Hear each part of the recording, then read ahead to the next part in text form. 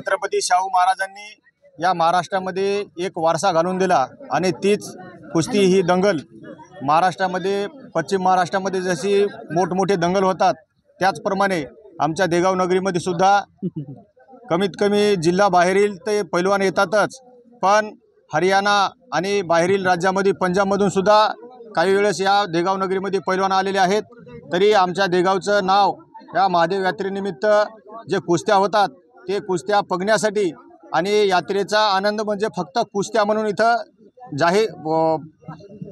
परिचय आहे की खरोखर या देगाव नगरीमध्ये कुस्त्या पाहायसारख्या होतात। लांब लांबून पैलवान येतात, त्यांचं इज्जत केल्या जाते आणि त्याची जे काही त्यांचं मानधन असेल, जाण्यायेण्याची सोय असेल, जेवणाची सोय असेल ती महादेव यात्रेनिमित्त केल्या जाते। त्याच्यामुळं आम्हाला गाववाले ऐकून जे काही घडते ते खरोखर छत्रपती शाहू महाराजांचा वारसा चालवण्यासाठी जी शक्ती मिळते ती फक्त छत्रपती शिवाजी महाराज, संभाजी महाराज आणि शाहू महाराज यांच्या आशीर्वादातून जे काही आम्हाला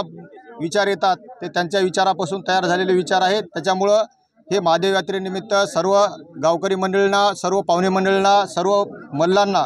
गावकऱ्यातर्फे शुभेच्छा देतो आणि आजचा इनाम 11 हजाराच्या कमीत कमी 3-4 कुस्त्या झाल्या आणि अशा हजारावर कमीत कमी 20 ते 25 झाल्या, 2000वर 20-25 कुस्त्या झाल्या, असं कमीत कमी 1 ते 1.5-2 लाख रुपये या कुस्तीमध्ये आणि पैलवानांना वाटप झालेत आणि कोणताही पैलवान असो त्याची इथं इज्जत केल्या जाते आणि त्याला मान सन्मानाने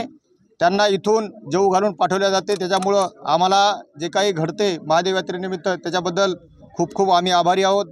आणि सर्वांना शुभेच्छा देतो आणि मी माझे 2 शब्द संपवितो। जय